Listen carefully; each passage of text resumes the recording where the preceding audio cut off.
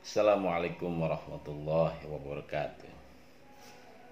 Dengan Bang Bek, saya ingin sedikit membahas tentang orang banyak bilang kalau silat itu tekniknya banyak, tapi pada saat bertarung nggak ada yang bisa digunakan, katanya nih nggak ada yang bisa digunakan. Kemudian ada yang bilang silat itu pukulannya lemah. Iya, ada sebagian mengatakan silat pukulannya lemah. Saya akan jawab pertanyaan masyarakat tentang kenapa sih silat latihannya begini, latihannya begitu, pada saat dipakai nggak ada yang digunakan tekniknya. Lebih cenderung mereka adu pukul, tendang, dan berguling-guling, cambak-cambakan katanya gitu. Ini sebenarnya persoalannya bukan tekniknya yang tidak bisa digunakan, tapi kembali lagi coba perhatikan bagaimana pola latihan yang digunakan, pola latihan yang sering dilakukan. Karena dalam bela diri bukan teknik yang bisa, melainkan teknik yang biasa. Teknik yang biasa apa? Jadi kalau kita bisa mukul lurus, kita bisa singkut, kita bisa bandut, kita bisa kemplang, itu baru takarannya bisa. Yang bisa digunakan dalam pertarungan bukan teknik yang bisa, tapi teknik yang biasa. Pengertian biasa itu apa? Ente bisa mukul, ente bisa nyikut, ente bisa bandut, ente bisa kemplang. Balik lagi pertanyaannya, berapa banyak ente lakuin itu? Berapa banyak ente membiasakan pukulan itu? Berapa banyak ente membiasakan ente sikut itu? Ketika itu sama Anda lakukan seperti yang dilakukan oleh para praktisi tinju, pukulan Anda, sikutan Anda, kemplangan Anda pasti akan sama hebatnya dengan mereka-mereka yang dilakukan oleh para praktisi tinju yang melatih pukulan sebanyak-banyaknya. Itu, jadi jangan salahkan tekniknya, tapi pola latihannya, pola latihan repetisinya, pengulangan gerak, gitu ya.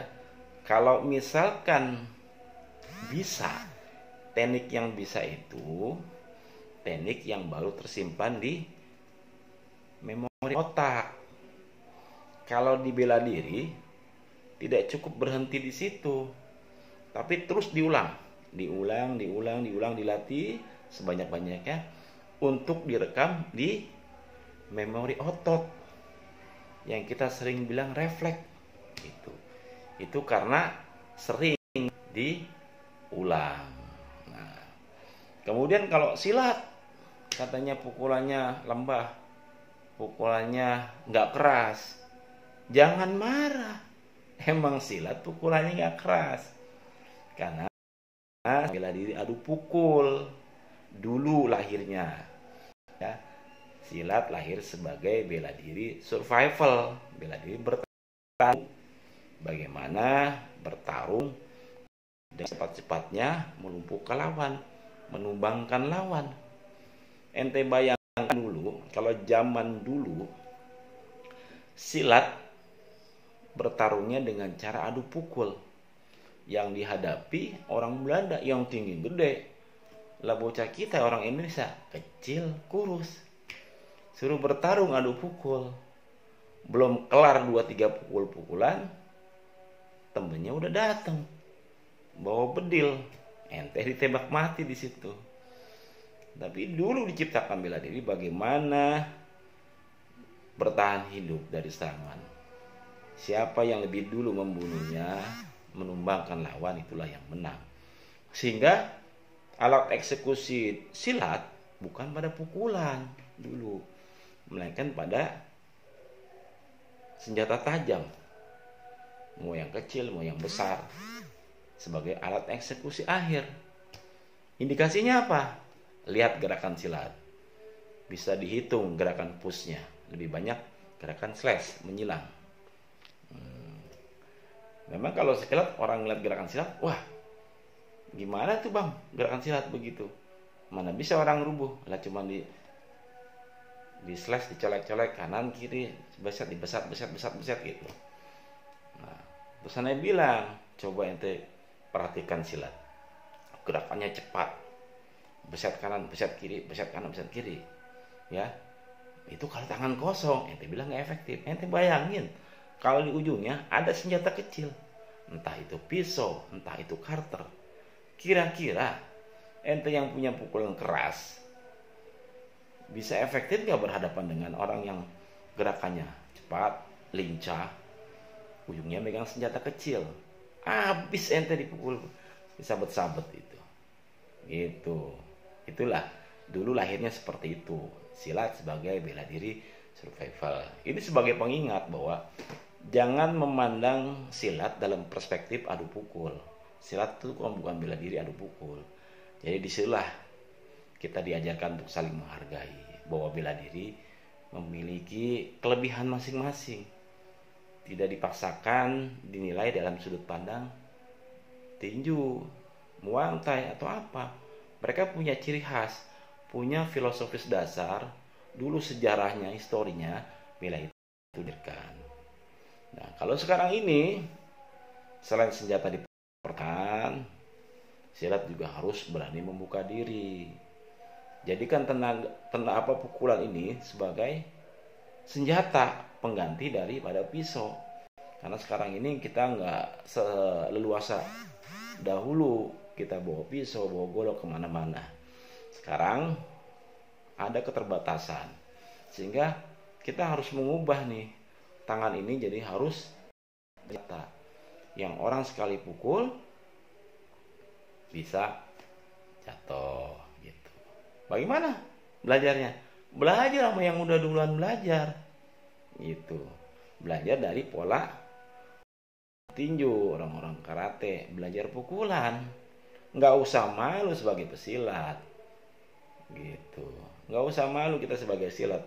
Kita harus belajar sama petinju, sama karate yang memang mungkin lebih dahulu belajar pukulan keras gitu. Paham ya? Jadi kita nggak usah egois gitu. Bukan berarti kita belajar pukulan kayak tinju itu kita petinju, bukan. Kita belajar pukulan, ya, pukulan petinju. Tapi bukan petinju, bukan jadi petinju, belajar pukulan. Karena pukulan begini nih, bukan pukulan tinju, tapi pukulan bawaan lahir. Begini, nah, katanya pukulan ciri khas Beksi. Tapi begini, jangan bilang pukulan karate, jangan juga bilang pukulan tinju. Ini pukulan bawaan orok, bawaan lahir. Ya, buktinya apa? Coba ente suruh anak bocah pukul ente. Kira-kira pukulannya begini atau begini? Nah, pasti begini pukulannya. Coba ente tanya, ini belajar apa? Karate, tinju, atau apa? Enggak. Memang Allah kasih anugerah kemampuan untuk membela diri, kemampuan untuk menyerang dengan cara pukulan seperti ini, ya. Jadi jangan membatasi diri. Giliran nendang, ente bilang, wah itu mah gerakan taekwondo. Giliran ente mukul, itu gerakan tinju. Terus silat suruh ngapain? Giliran silat gerakan kayak nari, ente baru bilang, nah ini baru silat.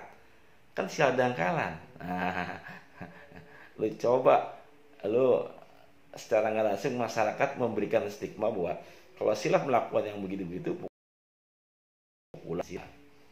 Giliran silat melakukan gerakan seperti gerakan nari, kembangan, ente baru bilang, ah ini baru silat.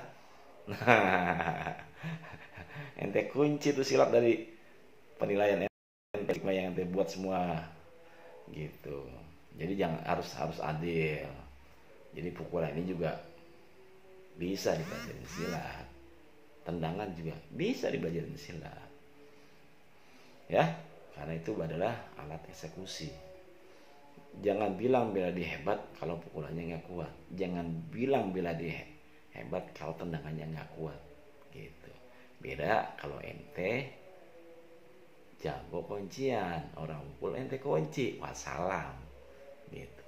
Tapi kalau di turnamen, kalau di luar, wallahu alam, ya. Hukum alam akan berbeda dengan hukum turnamen. Sekian saja dari saya, Bang Bek. Assalamualaikum warahmatullahi wabarakatuh.